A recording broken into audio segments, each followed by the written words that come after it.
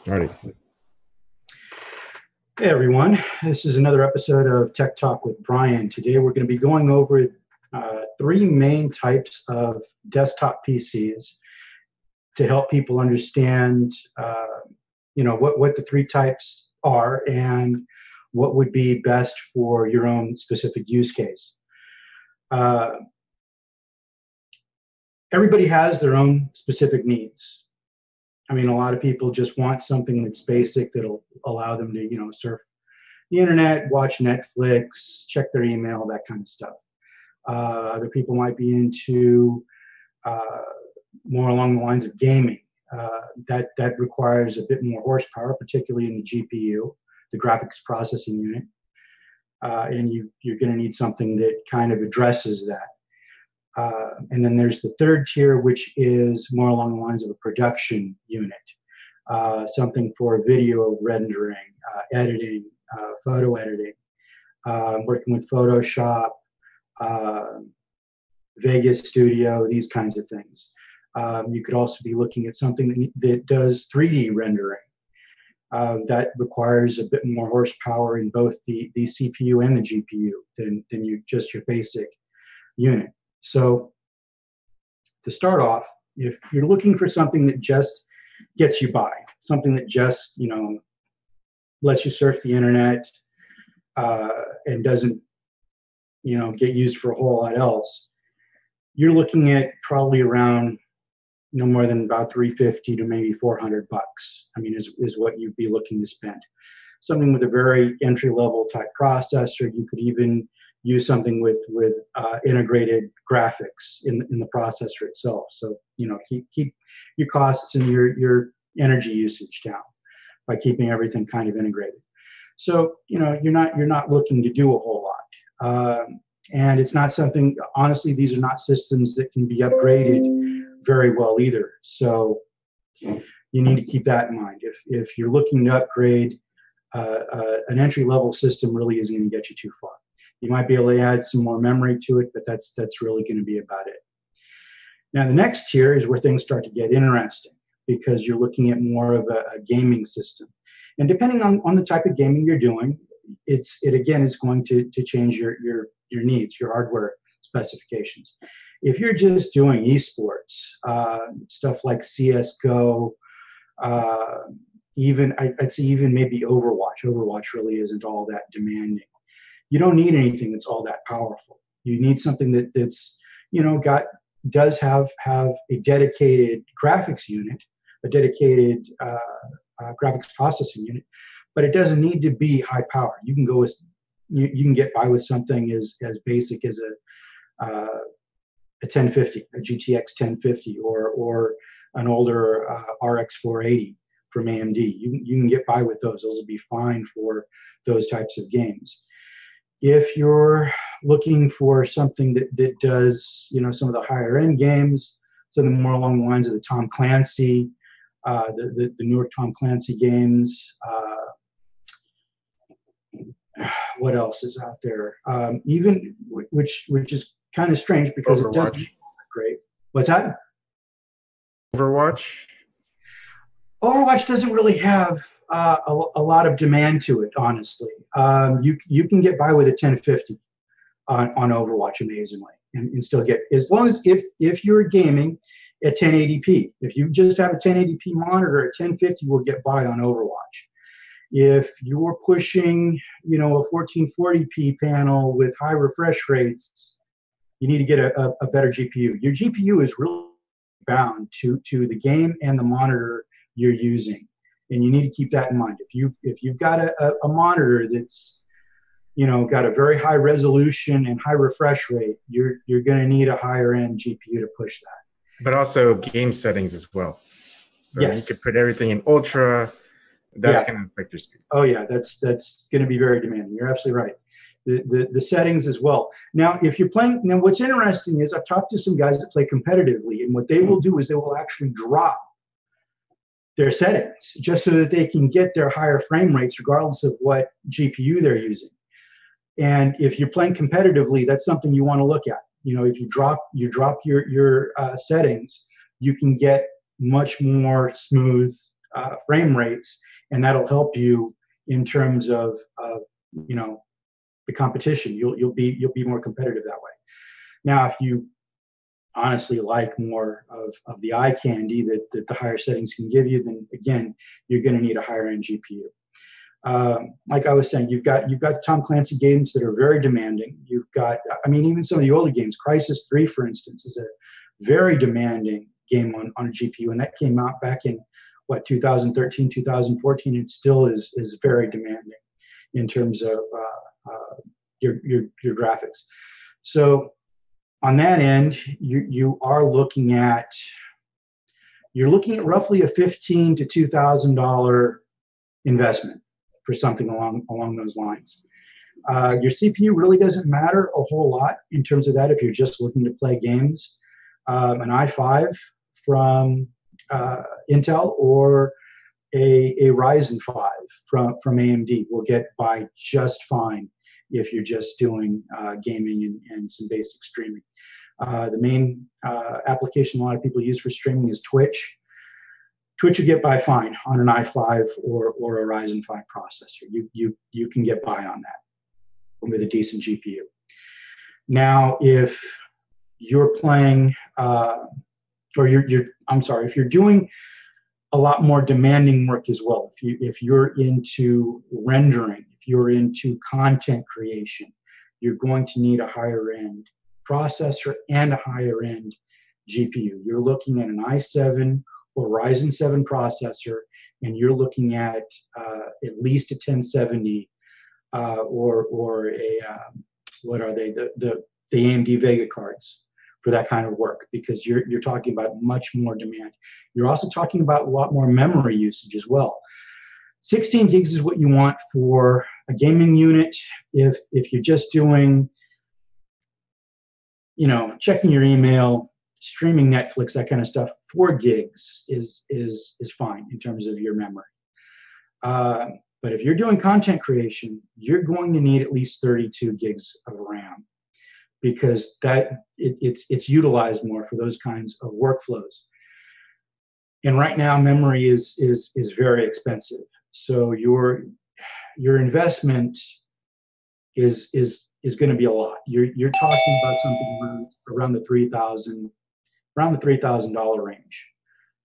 Hi. Hey, Eric, how you doing, man? Doing pretty good. How about yourself? Okay, you got anything to add so far? Nothing. I just got here. Okay. So again, like I said, you're talking about at least a $3,000 investment. You're talking about a higher end CPU and a higher end GPU. And if you're really talking about wanting to do some of the really high level stuff, cryptography, for instance, you're looking at, you're going to need a really high end CPU. You're looking now at the high-end desktop platform. That means a Threadripper processor, or the higher end on the Intel side. You're talking about quad channel memory also, which is going to be, again, very, very expensive. $5,000, $6,000 price tags or what those are going to start at. But again, if that's what you're doing, then the investment is going to pay off, because it's for what you're doing for work, and that's what these machines are used for. They're used for workflows. So that kind of investment, you may be able to write it off for tax purposes. So you want to look at it in terms of that end as well. If you're using it for work, you may be able to write it off. So I know a lot of people who do hybrid builds, so they'll do gaming and work. When do you think people should invest in professional graphics cards, or if any? You're talking about the Quadro? Quadro, yeah. Okay. The Fire Pros. Now, the thing is, and what a lot of people don't understand is they look at the price tags of those and they go, whoa, that much for a GPU. And what you're missing is there's a lot of validation that goes into those, because it's not just a regular GPU. These things have to be validated for the kinds of work that they do, because they have to be reliable in that kind of workspace. and that's very expensive. So that's why these cost upwards. I mean, just the graphics unit itself costs upwards of about $3,000, $4,000. You're paying for that validation. At that point, I think you're talking about doing really high-end graphical processing, 3D rendering, the kinds of work that, for instance, I mean, a great example is something that NASA does, because they need stuff that's validated, because you're talking about putting it in multi-million-dollar, even possibly upwards of $1 billion machine that's going to be launched into space. So the damn thing has to be, you know, completely airtight in terms of the numbers it's generating. So yeah, that's when you're looking at something along those lines. If you're just doing Photoshop, video editing, video rendering, you don't need anything like that. That's really overkill, and you're kind of throwing money away on it. You can get by with, again, a 1070 is entry level, is an entry level card. A Vega 10 or a GTX 1070 is entry level for those, and you can get by on that. If you need more, throw a second one in. You know, these machines will take more than one GPU and will help boost your workflow. So think of it in that regard. If you're doing cryptography, you're doing that kind of work. You're doing very very sensitive types of workflows where the numbers you're outputting have to be exact, and the kinds of work you're doing has to be exact. Then look at a lower end Quadro that maybe is in the $1,000 to $1,500 price range, because again, you're going to want something that is reliable and has that validation. Yes. That was funny. So,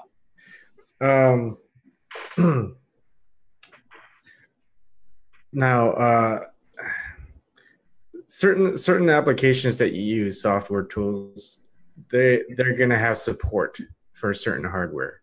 Right. And so eventually your hardware is going to get outdated with support.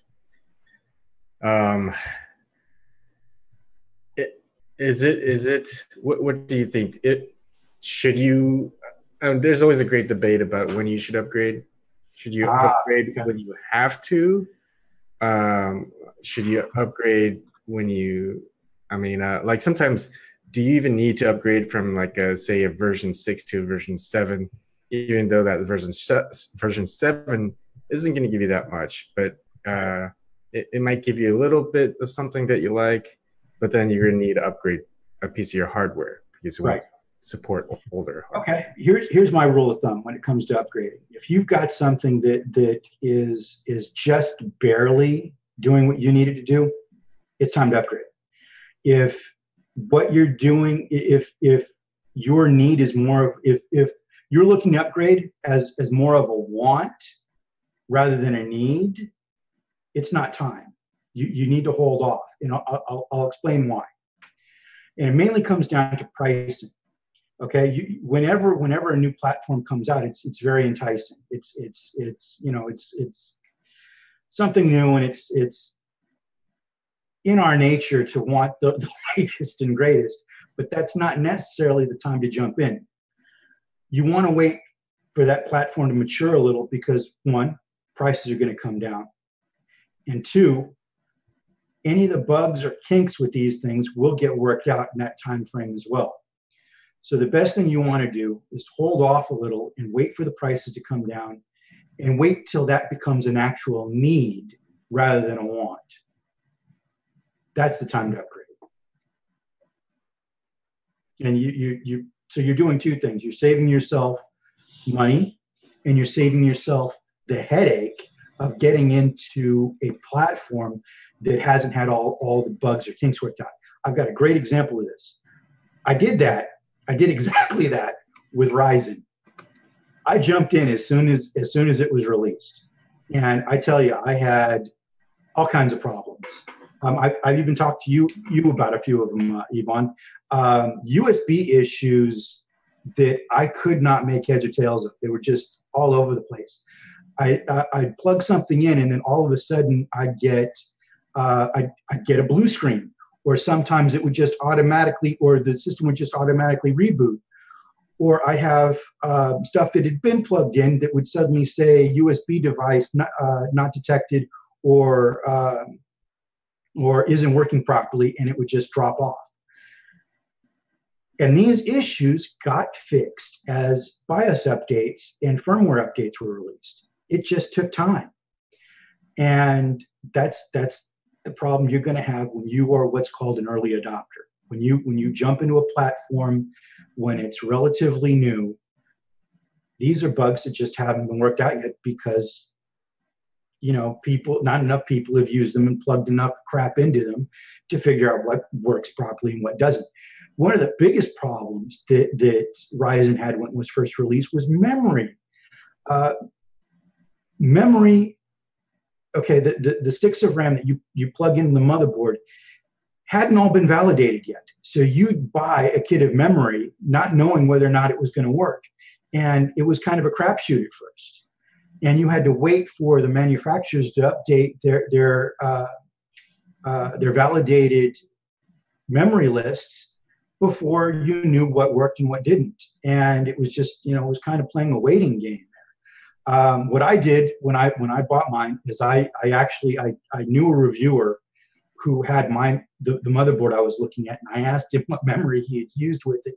And so that's what I ended up buying, and it worked right out of the box. But you know, you looked on the forums at that time, and people were having all kinds of memory compatibility issues, and just getting it to run at the rated speeds, and it was a complete mess. I mean, a lot of that stuff, like I said, has been worked out by now, but it took BIOS and firmware updates to get everything to finally start working properly. And that's the kind of headaches you run into as an early adopter. And again, that's why I say you hold off. If it's not an immediate need, if it's more of a want, hold off and wait for that platform to mature a little and for prices to come down. I mean, look at the prices now for getting into Ryzen. When I bought my processor, it was $330. It's now under $300. So I would have saved myself right there. The motherboard really hasn't changed. Now, here's the thing, though. Memory has gone up. Memory has gone up substantially. When I bought my memory kit, it was $140. The same memory kit now is $200. So, you know, those are the kinds of things that you have to deal with as well. But, you know, you're usually, in most cases, you're usually better off by waiting, because prices will usually drop, and, you know, the bugs and kinks will get worked out. And it's upgrading can be like, you don't have to upgrade everything inside your PC. You can upgrade. No. Like if you weren't switching to a whole new platform, you could still use DDR3 memory. All you would need was CPU and motherboard. Right. Because Ryzen is it's the new platform. You're gonna have to upgrade your memory as well. But everything else inside your case, your graphics card, your power supply, any other peripherals, your SSDs, your hard drives, they don't need to be upgraded. No. So now, what did you do with your CPU, motherboard, and RAM? Did you sell it? Did you use it to build another system? Or did you upgrade everything entirely? I upgraded my motherboard, my processor, and my memory. I kept the video card, I kept the case, and I kept my drives. What I did with it, I gave it away. I gave it to, I'm friends with a guy who runs Uphill Media, and he needed a new server. His had just completely crashed on him. So I sent my old hardware to him to be used as their new server. Awesome. So how many computers do you have? I actually just have the one. I have one system. Okay, I take that back. I have two. I also have a laptop. I very rarely use the laptop, though. It's kind of honestly, it's kind of a piece of junk. It's an HP. I bought it just before I went to Germany to go to school because I needed something that was a little more mobile to take the class with me. And yeah, it's not great. It's got 6 gigs of RAM in it, a fairly decent i5, but it's not something I use every day. So your personal build, do you consider it one of the 3 builds, or is it a hybrid of? It's kind of a hybrid, honestly. It's a gaming / production machine. I do some video editing on the side using Vegas Studio. So it's kind of a hybrid. And if I was just doing video gaming, I mean that was my only concern. I wouldn't have gone with a Ryzen 7 processor. That's overkill. I wouldn't have needed it. A Ryzen 5 1600 would have been fine for any kind of video games that I wanted to play. But I went with a Ryzen 7 because I wanted the more of the horsepower for doing video editing. Now, video editing, you can edit it with 2 ways at least for encoding. You can do it with your CPU, or you can do it with your graphics card. Right. You can notice a difference if you do it between your graphics card and your CPU. The problem I've had with using my GPU, my graphics card, is that with updates to the software, one week it's supported and the next week it isn't. That's been the issue I've run into. So it's been, just to keep the workflow going, it's been easier for me just to use my processor. Yeah, it does take a little longer, but I don't have to worry about that the driver issue or the software support. Sense. That's good. Eric, do you have any questions? I don't have any questions. I like the list that and plus, what was I going to say? Speaking of video games, like I was playing South Park: The Fractured Butthole last night, and it was fun. I was actually choosing my gender, because they have a part in Fractured Butthole where you have to choose your gender.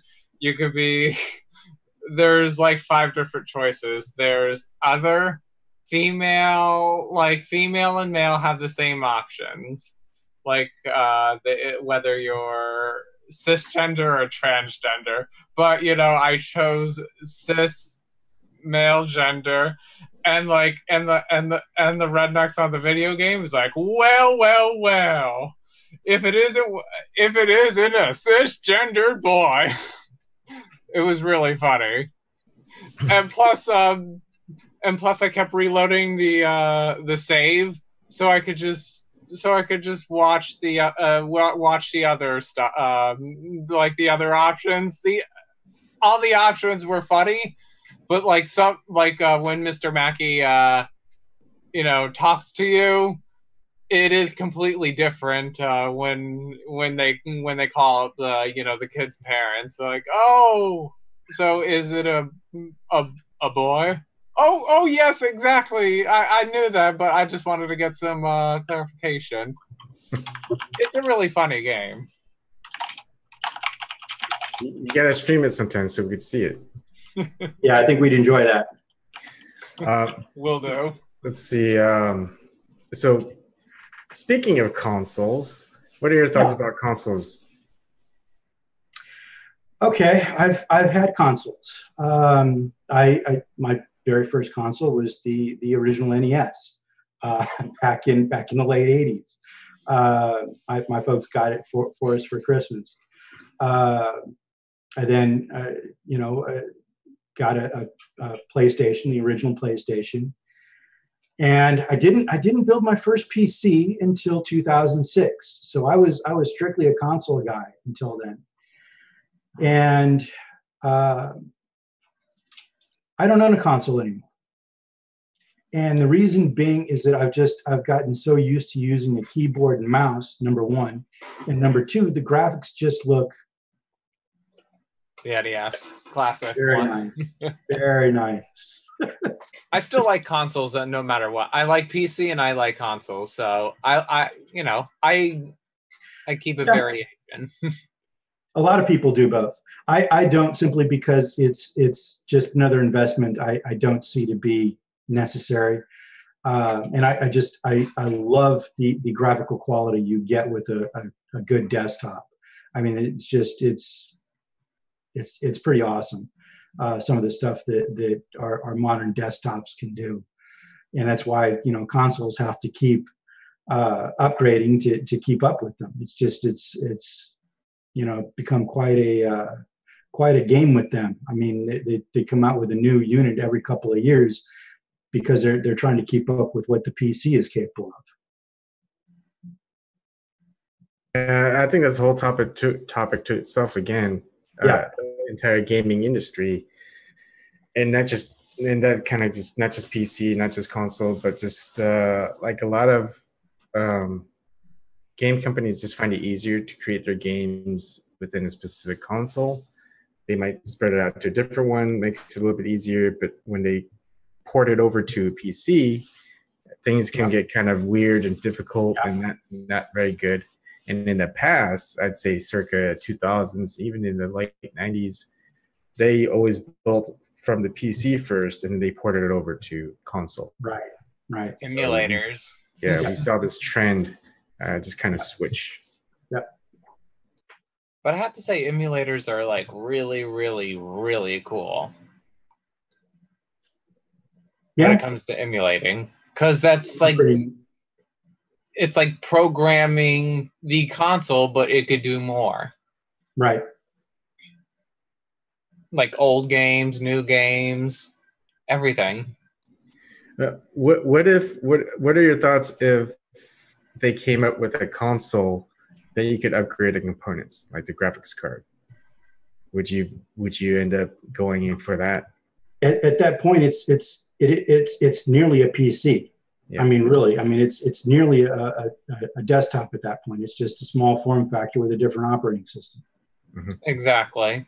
Yeah. But yeah, I mean, like, it's kind of something like what the Steam OS or Steam tried to do. Right. The Steam boxes. Right. That's right. Yep. The Steam box. Yeah. Yeah. Absolutely. I think because what they can do is you package it or just have some type of like.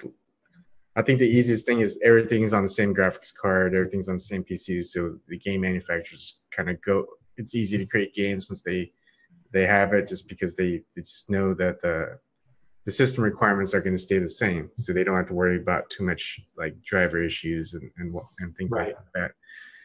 What would be nice is if they kind of did a pseudo type of Steam box or console where these are certain graphics cards you can upgrade to. These are certain CPUs you can upgrade to, and if you have it, you can update it. It automatically finds it and updates the patches and drivers and things like that.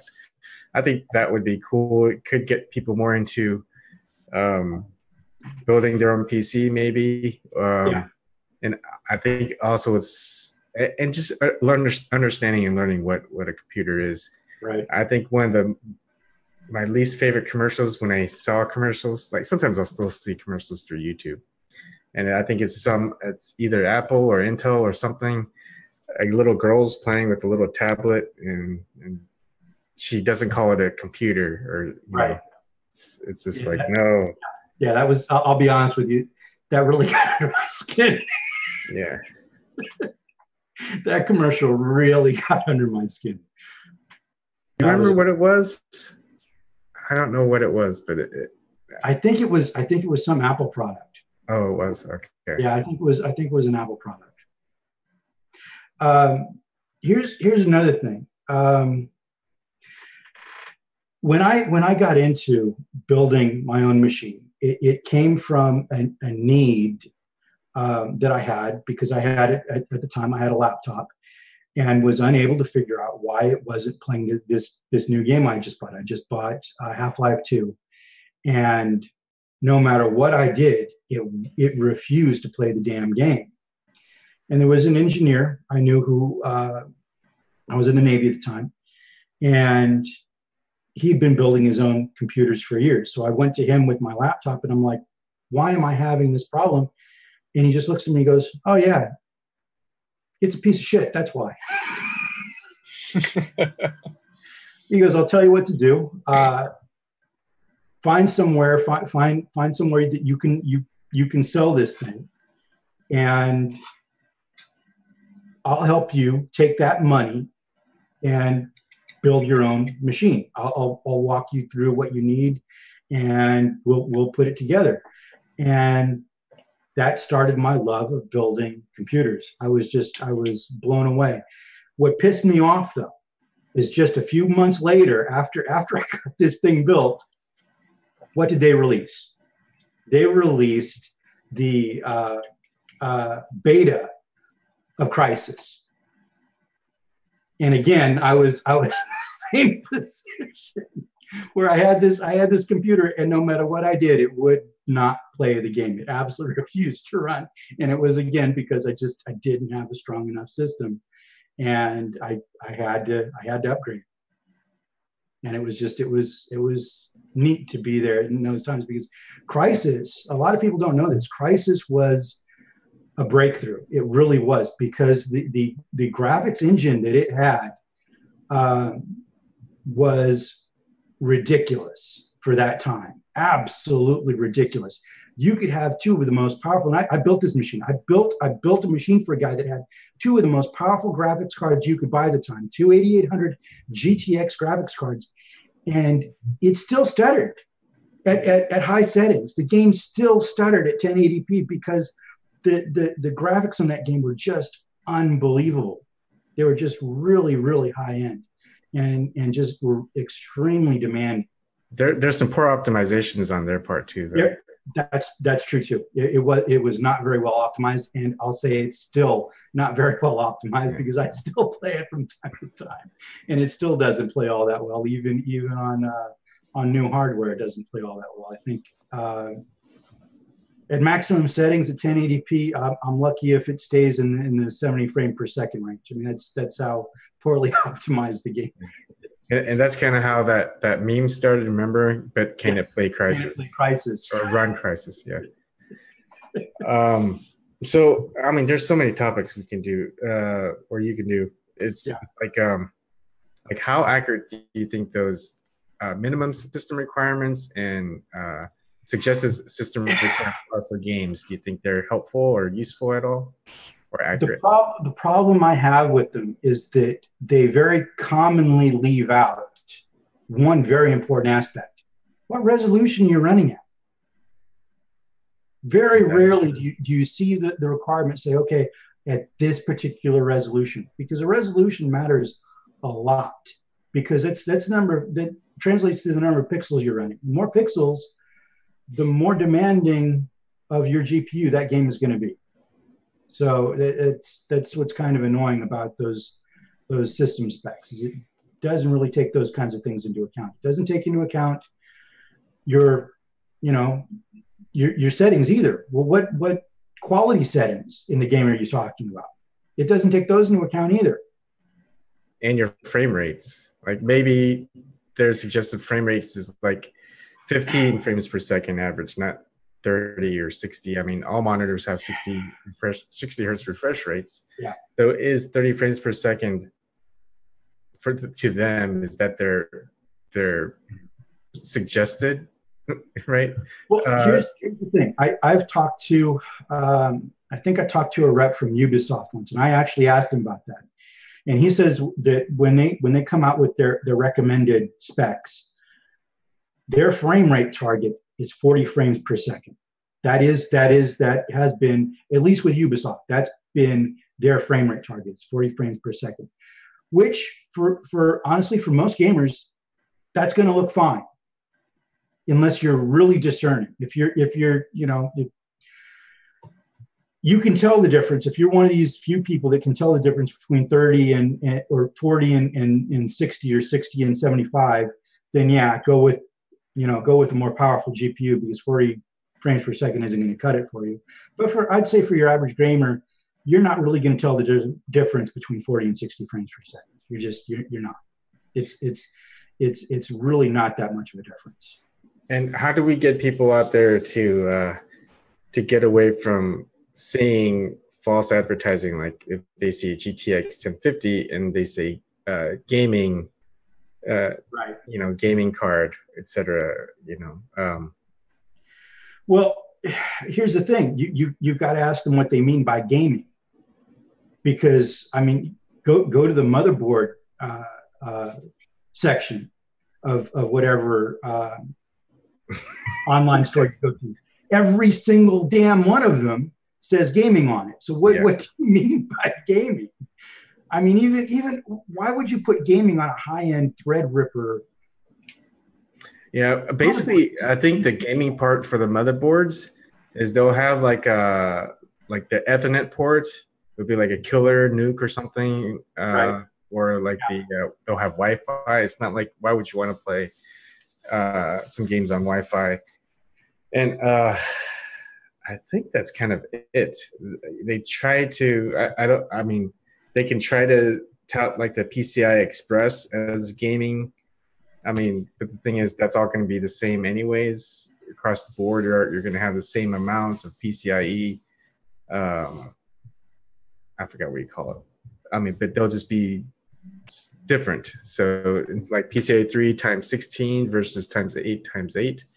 If you're going to do any type of like SLI or Crossfire, but right.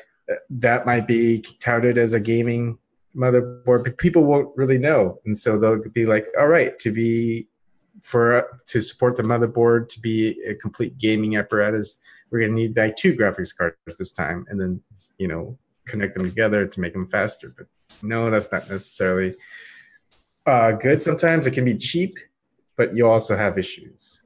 Right. And see another topic: Crossfire SLI. Is it worth it? And here's an interesting thing. The SLI in my name, Bram SLI1. Yeah. That's where that comes from. So what was the first? My first system that I built using SLI were dual 7600 GTs, and I kept SLI all the way up until I think NVIDIA's 400 series, all the way up until I think I had a pair of 4 GTX 470s. No, I had GTX 460s. No, 560s. I had a pair of 560 Ti's. Those were the last cards I had in SLI. A pair of 560 Ti's. I've done SLI until I got a GSync monitor, and GSync. I would have thought not work with SLI. It's really, what is it? It stutters. Oh yeah, it stutters. Yeah. It gets slower than having one card.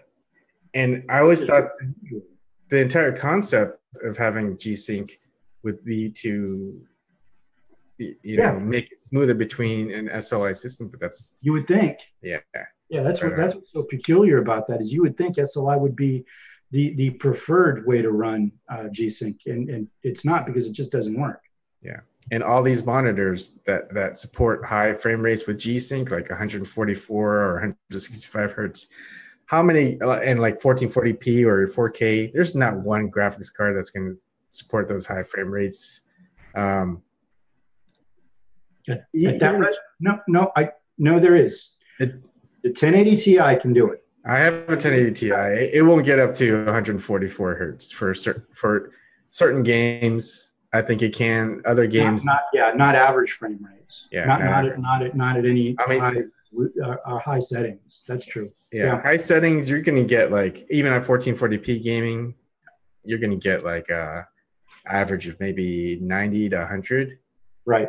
And nowhere near 144 hertz. You're gonna have to turn down settings, that's for sure. But then what's the point of having? And the thing is too, I find this whole refresh rate over, I'd say anything over 75 is kind of a waste. Who the hell is going to be able to tell the difference between the 75 hertz refresh rate and 120?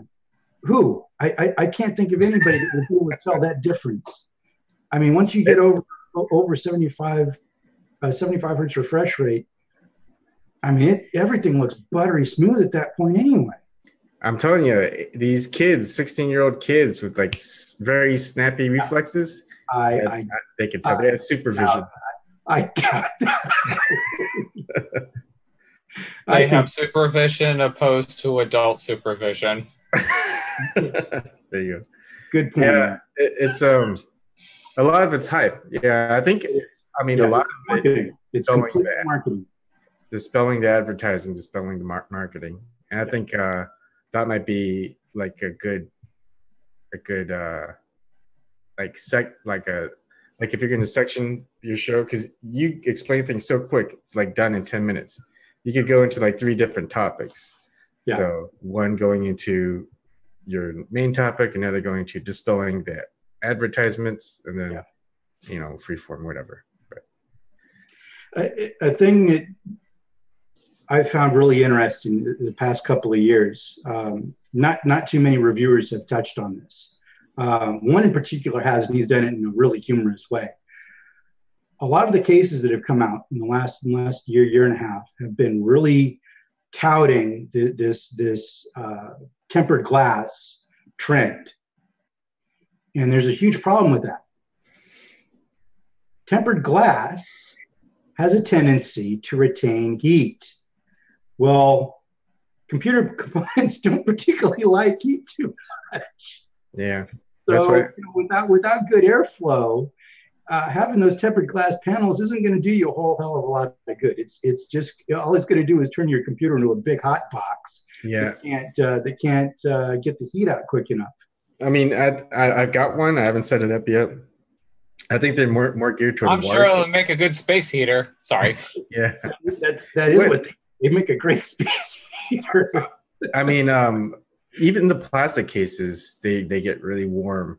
They can if they don't have good ventilation. That's the problem. Over the last year and a half, a lot of manufacturers have gone away from producing something that's more functional and have produced something that's more in terms of the aesthetics that people have been looking for. Yeah. So they've foregone, ventilation, and it's caused a number of problems. People have talked about it all over the forums, and it's been a horrible trend. And I think they're finally starting to move away from it. The one reviewer that has, I love the guy. He's gone on about it for the last year and a half, and he won't let up. Steve from Gamers Nexus, Steve Burke. The guy's awesome.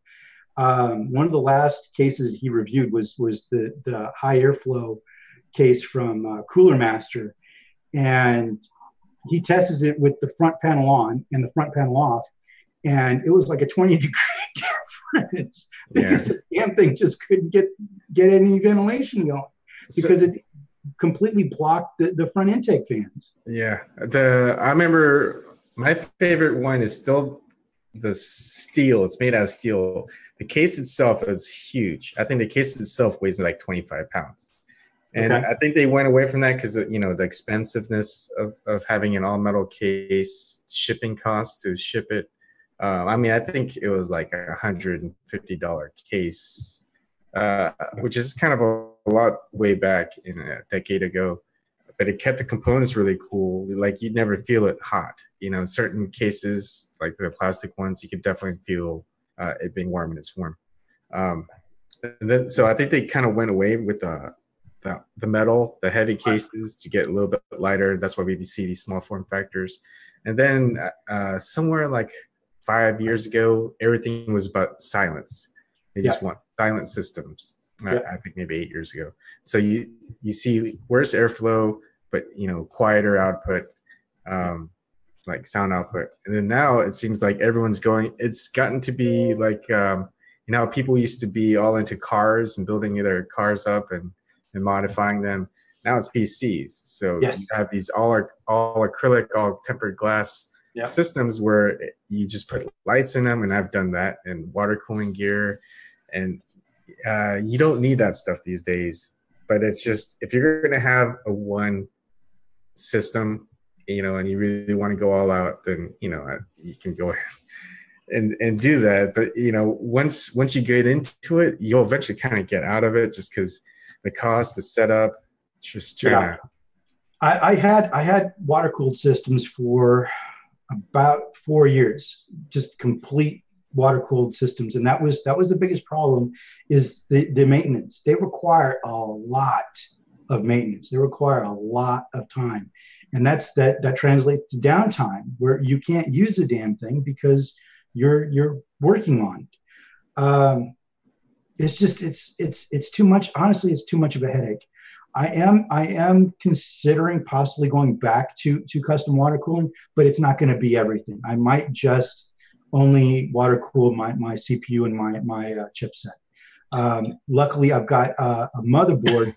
The EK produces a monoblock for it. A monoblock is a all-in-one CPU and chipset water block, because that has been the only gripe I've got about my motherboard, is my VRMs. The voltage regulators on my motherboard get pretty toasty when I'm really using my processor. So I am considering water cooling. What do you think about those overpriced motherboards that have the option they have like the water cooling built in? Built in. It's a gimmick. It doesn't really work all that well. The problem is you've got to remember that a lot of these guys are using aluminum in the in the block itself, and most of your water cooling components are copper and brass. You add aluminum to that, you're going to end up with galvanic corrosion. It's just a matter of time. The same thing with nickel. Yeah. No, not so much. Nickel's really not that bad, as long as it's produced well. If you don't machine it well, you're going to end up with imperfections that will lead to galvanic corrosion very quickly with nickel. But there's also a mix of different materials that you have. Right. For example, if you had if you weren't using say like I use distilled water and a silver coil, but silver and nickel don't really play well with each other, and so it'll pretty much kind of wear away any nickel and kind of gunk up the system. So then I always have to look for brass or copper, and that's it. But then everything is like copper with nickel plating these days, so it's almost I don't know. There's no way to make it perfect in a water cooled system. No, there really isn't. And you got to remember too, water itself. I mean, if you're using deionized water, that alone could be an issue over time, because it's going to rob ions from the metal components you have it running in. So again, you can run into those issues just by the coolant that you're using. Yeah. So again, it's a lot of upkeep. It's a lot of maintenance. Yeah. And the cool things that you see, like everyone sees the water cooled, or even remember the one where it's mineral oil. They just fill an aquarium tank full of mineral oil. I remember those. Yeah, I remember those. The thing is, it doesn't dissipate the heat absorbed in the mineral oil. So as it heats up, your components are going to be hot. No, there was a system. I think it was Puget that came up. Puget came up with a system that used a radiator. Radiator.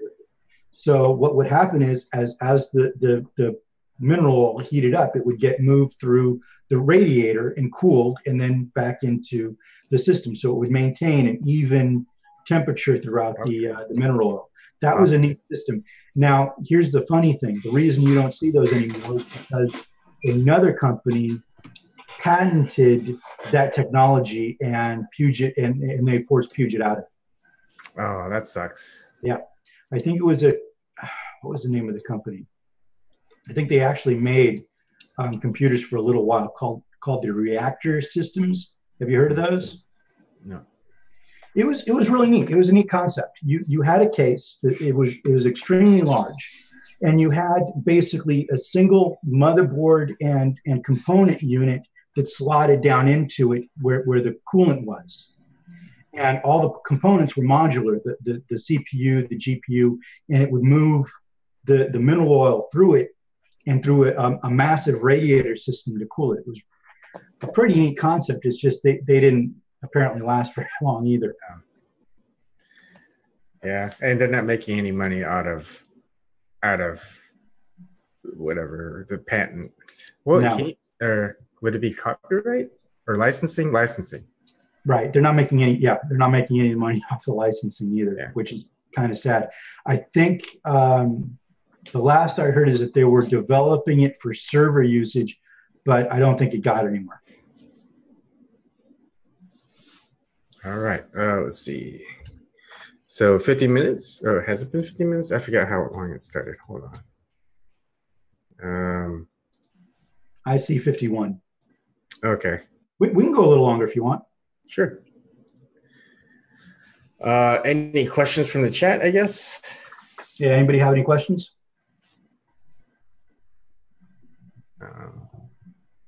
Yeah, I've been out of it for so long, so many different cases out there.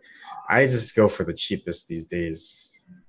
Forsaken, you're talking about Cooler Master's new half case. Hold off, and I'm going to tell you why.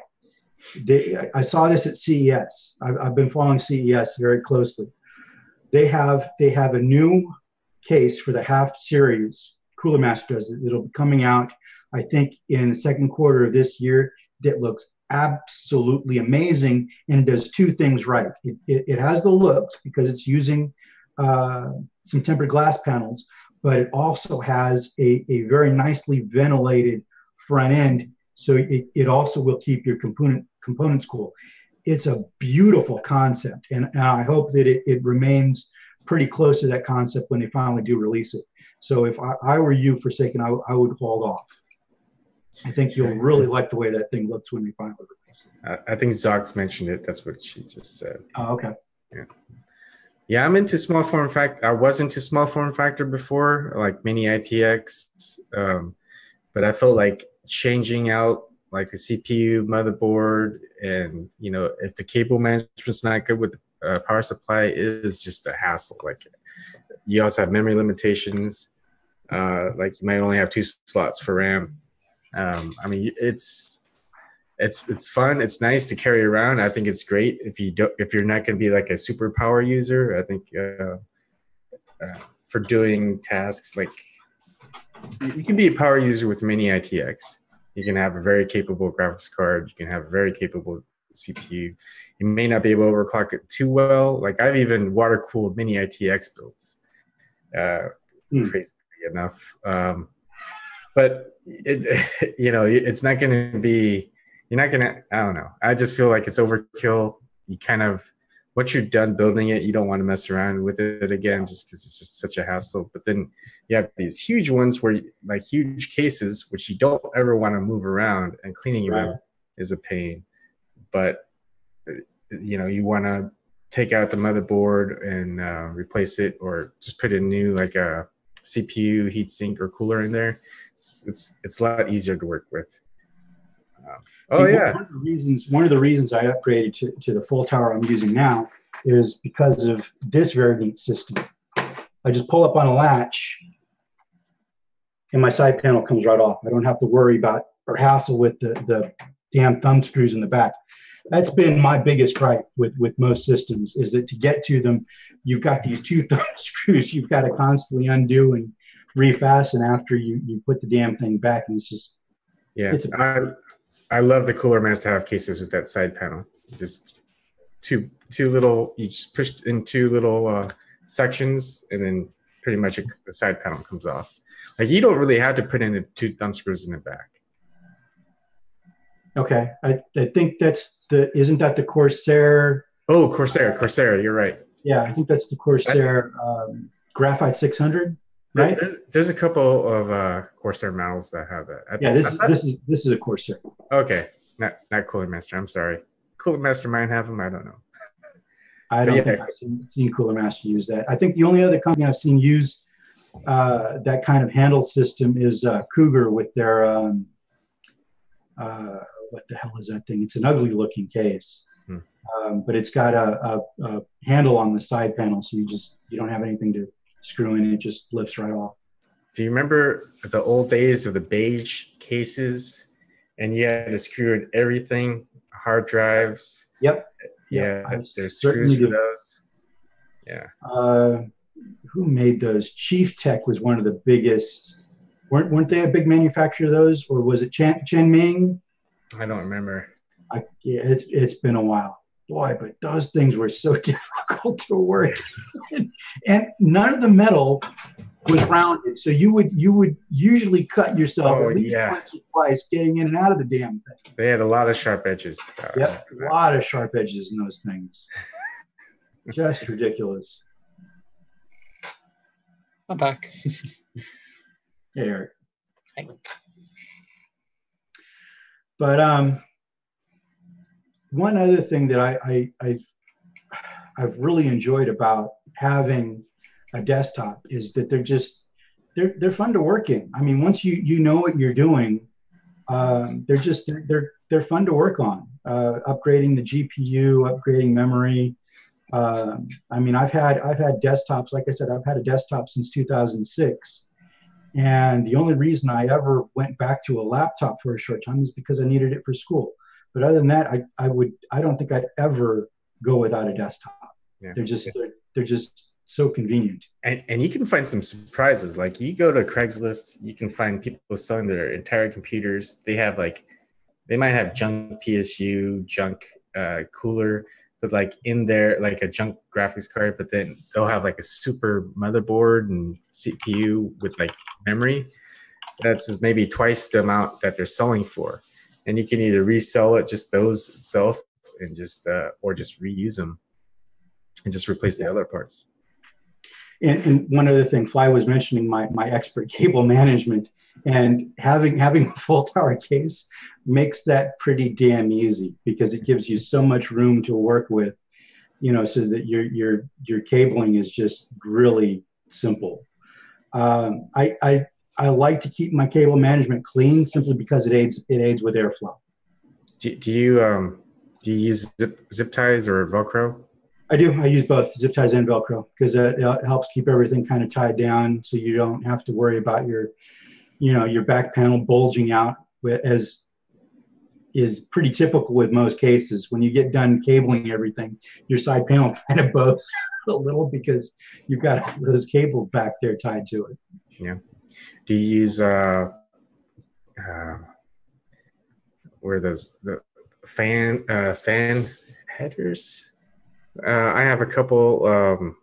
Basically, it's either knobs or digital that you can adjust fan speed. No, my case actually has a fan controller built into it. Oh, fan controller. That's right. Yeah, those are nice. You typically want is it 30 watt? Like 10 watts for each channel? Yeah, you typically want something that's around 10 watts per channel. Okay. And anything lower than that, and there's going to be a good chance that you're going to run into problems. Either one of the channels that you want to use doesn't work because it just doesn't have enough power, or the damn thing can even burn out. I've actually had one burn out on me. I think it was an NZXT unit. The damn thing just one day, I started to smell something, and the damn thing had burned out because it just didn't have enough power for all the fans I had plugged into it. Were they pretty good? I love NZXT's customers. This was a much older unit. They have drastically improved their quality since that piece of junk that I had. Yeah, it's gotten a lot better. All right.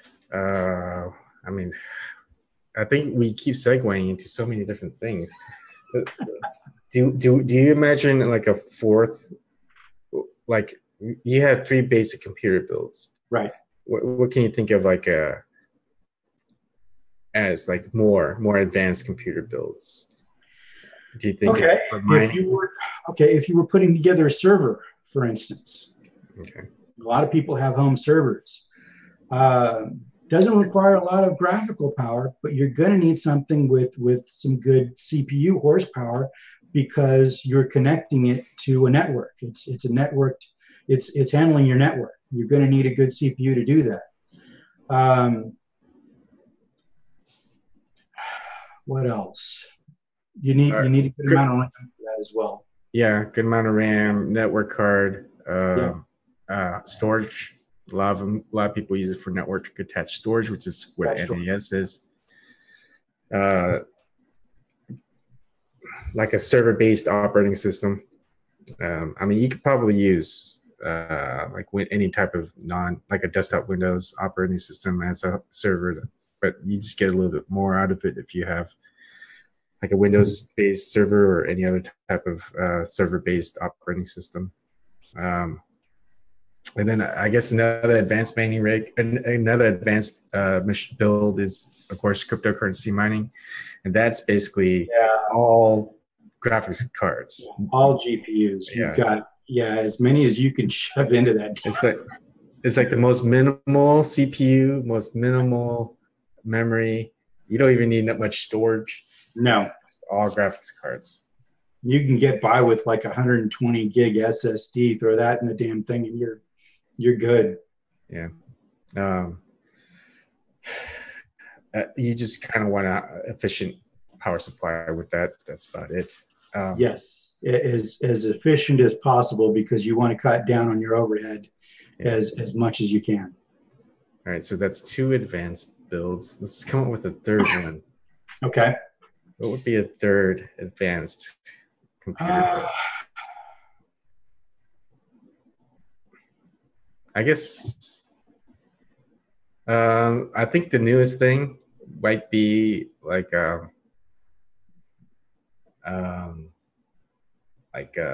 machine learning, like having a.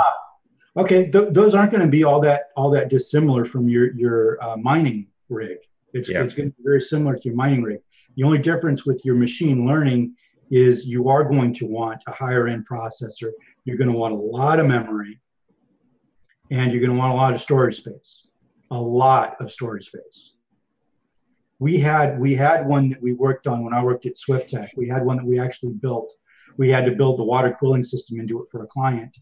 And the thing had, I think he had six of NVIDIA's Tesla GPUs on it. And I think it was running, I think it was a dual Xeon motherboard. If I remember correctly, it was the old, do you remember the old, it was an EVGA motherboard. SR2. Yes, that's what it was. It was an SR2 board. Had a couple of Xeon processors. So what was spectacular about the EVGA SR2 is you can have 2 CPUs on the motherboard, but you can also overclock them. Yes. Aside from the other standard CPU motherboards. EVGA, I got to hand it to them for the innovation that they are constantly trying to bring to the market. It's quite amazing that a little company like that keeps trying to push the envelope. If you look at any of their motherboards, they don't go for bling. They don't go for anything that's flashy. It's all about performance for them. It's why I have always gravitated toward their graphics cards. I just wish they made AMD motherboards. Yeah, that's right. They do just stick with Intel. They only make Intel boards. And did they only make because I don't remember having an EVGA AMD graphics card. They don't make AMD either. They don't make AMD cards. Yeah, just Intel and NVIDIA. Yep, just Intel and NVIDIA. I thought I do like EVGA products, but yeah, they limit themselves. They do, unfortunately. But I mean, in terms of them trying to push the envelope, they're always coming out with something funky that nobody else is doing. And that SR2 was one very good example of that. That thing was unreal. Yeah. So should we talk a little bit about, because I think maybe we just, if you want to extend this, we can start talking about Meltdown and Spectre, which is kind Spectre, right. So do you want to explain what Meltdown and Spectre does, or how it affects your system?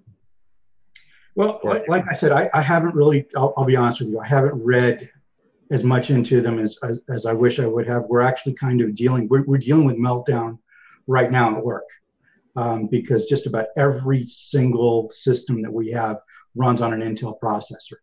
Meltdown only affects Intel processors. Spectre, there's I think three iterations of Spectre, and it can affect AMD, ARM processors, right. and right. Intel. And Meltdown is specific to Intel. Is just targets a particular Intel manufacturing issue. It's actually if I remember correctly, it's their design. I mean, I think AMD is starting to say some of their processors can be affected by Meltdown. Really? Vector, yeah. I think that's what I've been reading about. So the two design implementations within CPUs, how they interact with their memory, I think it's their CPU cache. Their CPU cache, yeah. Yep. So they have two implementations. I think one was called speculative evaluation. And so that's basically is what your CPU is doing is it's running, it's executing multiple, it's running multiple, I guess, I can't think of that word. Just think of it as always running, and it's kind of guessing what you're going to actually select as to what you're going to run. You're talking about the executions? Yeah. So basically, if you end up selecting one and they've already got it right, you've already gotten to that point, and that's why you see things just running so quickly. Right. But then if you don't, well, that it might be okay up till like the halfway point of one execution. So it's kind of roll it back and then rerun it. And so it saves time. So it doesn't always have to execute at the start. Like it's having executions run while you're not even doing anything. The problem with that is hackers can get that information at the cache level, at the CPU cache level. So some of that might already have like your password storage or anything like that. So it's bad. It's really bad. They can patch it up software wise, but they can't. It's at the hardware level. It's a physical problem with the way that their processors work. So it's still going to be there whether they patch it or not. It's still going to be an inherent flaw with their processors. So like I want to do a video just kind of showing the videos that they have, because you can go to GitHub, you can download it, and you can actually run it. I think you can run it. I haven't run it yet. I wanted to. But basically you can see how it works. And I think there are some things that you can do. At least people are trying to figure that out and test it.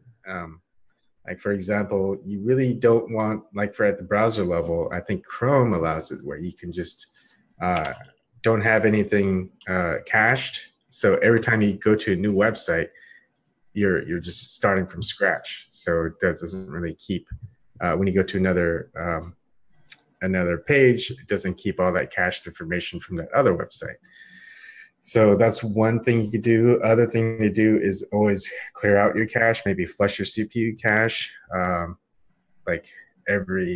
either do it by timely basis or just before you go on your browser or as browser launch, you could do it. Just something. I think people are going to have to be more vigilant about how they're doing things with these two big issues. And we're at the beginning stages. They don't know. So I think when I was watching a show, there are these researchers back in 1992 that they're saying this could be a potential problem in the future. So it was far back, and these two independent teams that wrote the paper on the Meltdown Spectre issue is it's kind of recent. So these are just two independent teams that kind of found them both. Each of them on their own, they're very similar. So there could be other independent teams that found them earlier have been utilizing them, because we have seen a lot of hacks like at Sony and different places, or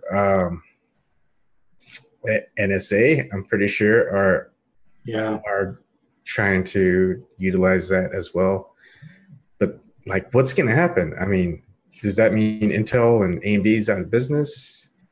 Do they give us free CPUs to replace the ones that we bought, or is it just going to be like, oh well, just buy a new CPU? I think we're going to have to wait to see how this plays out, because right now Intel has lawsuits pending against them for this. We're just going to have to see how this plays. What? Oh, you just kind of skipped a bit. Oh, yeah. I just said that we're just going to have to wait to see how this plays out. I mean, there are lawsuits pending. Intel, I think right now is going to take the brunt of this simply because of their optics. I mean, their CEO dumping all of that stock when he did. Wow, that looks bad. That just looks absolutely horrendous, and is going to really be a problem for them going forward, because how do you explain that? I mean, the timing was just absolutely horrendous. How many was that? A couple of months ago? This was back in November. Yeah, this was back in November, just a few weeks or so before the announcement was released. So, and the thing is Intel had known about this since at least January. I'm sorry, not January, June. They had known about this since at least June. So for him to dump it just a few weeks before the announcement, that looks absolutely horrible. And I think that's going to be a major problem for Intel going forward. All right, let me share the screen. Share screen. Yeah, you can see they're at $43.21, which isn't too bad. It kind of went up in December. But you can see it went pretty well, a couple of dollars in November. And then I guess that's when he sold them, and it kind of went down. I mean, it wasn't too much of a change. It's not like it went from like 47 down to like 22. Right. It's like it's still steady. I don't know. It's shady at best, and probably he was worried that it was gonna crash the amount of stock, but I don't think it caused too much of a meltdown. I mean, I think in the coming months, Intel's stock is going to plummet. Yeah, I kind of see that coming.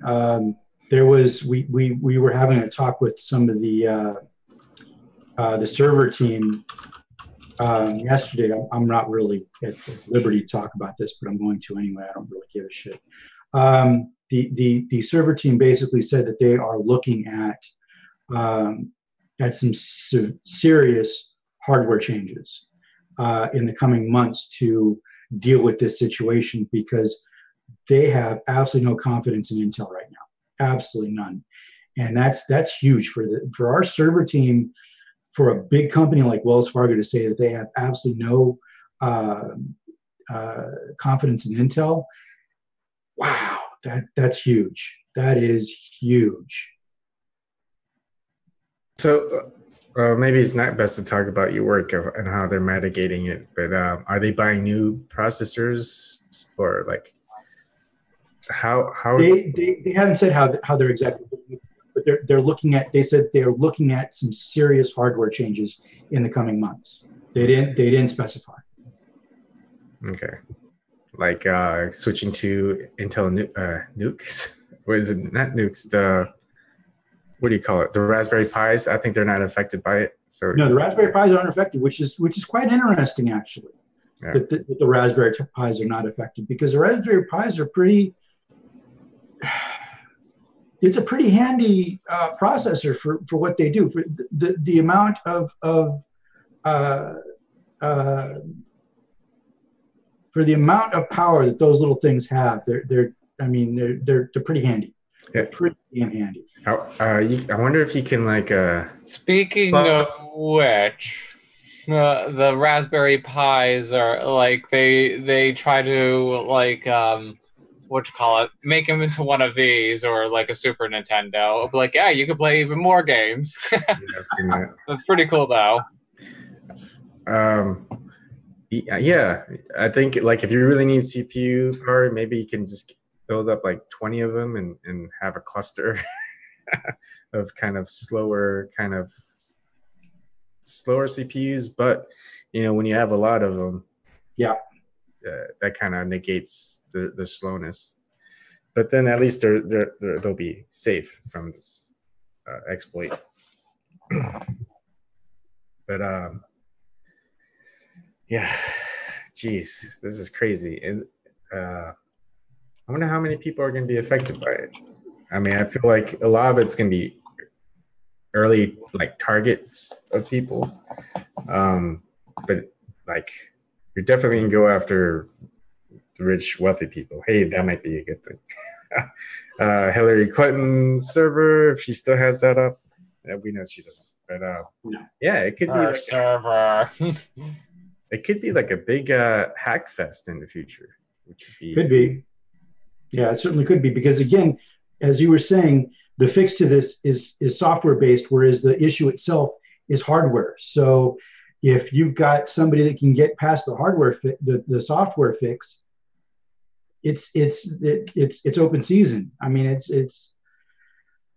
going to be a mess. It's going to be really nasty in the years to come, and what all of this is going to mean, we don't know yet. We really don't know yet. It's I don't know. It does not look good.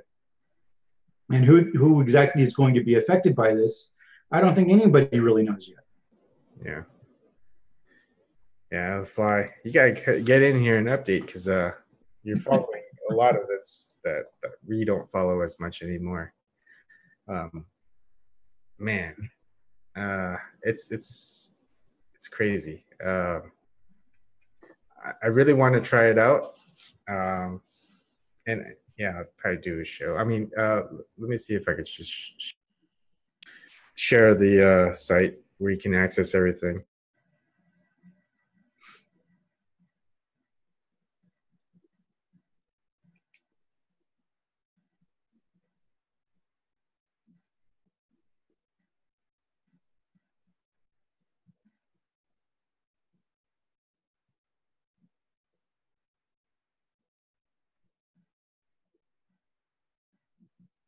Okay, so I'm going to share.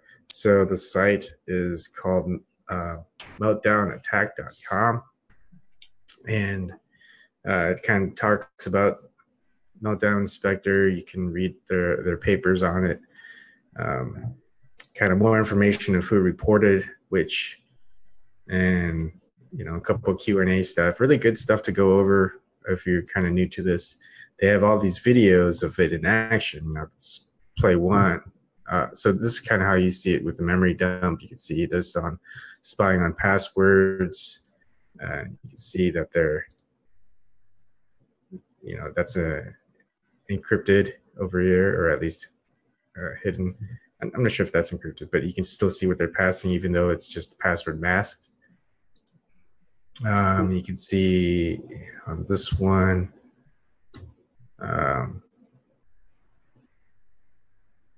it's just, all the, I don't know what you call that, arrays. Is that what it is? And you can see everything on that side. Reconstructing images, and you can see it.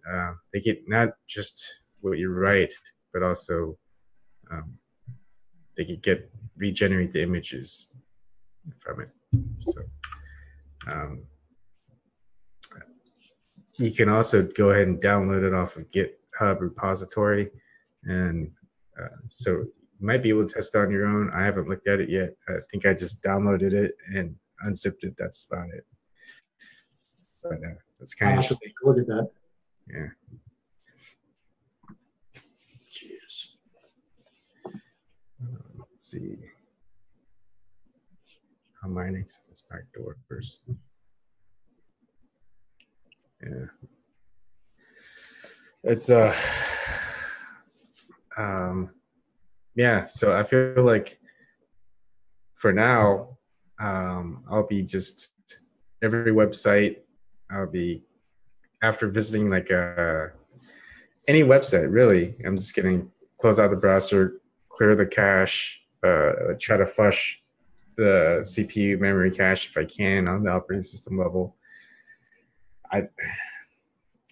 And kind of see if I can test it myself to see what's in my CPU cache, and before I go to another browser or something, or just and do that just with one dedicated browser. Like certain things, I don't care if they have my password for like Twitter.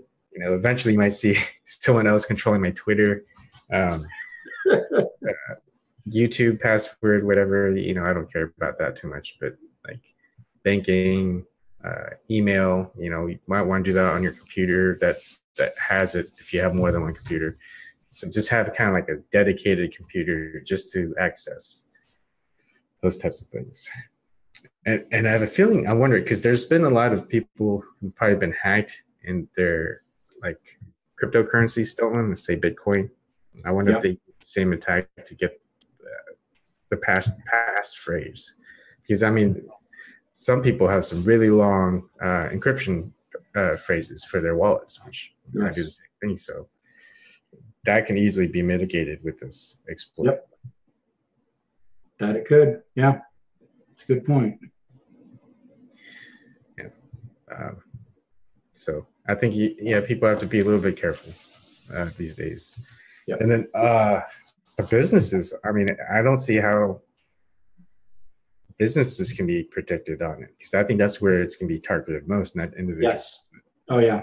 Yeah, it's definitely going to, I mean, that just makes more sense. Who's going to have more money, the businesses or the individuals? Yeah. Yeah, businesses are going to get targeted. Absolutely. I don't know what they're going to do about it at this point, because there aren't a whole lot of options. That's the real problem. I mean, yeah, like I said, you can put a software patch on it to fix it, but it doesn't fix the root issue. The root issue is a hardware problem. Yeah. And it could be a difference of how. Do you think this is kind of a way to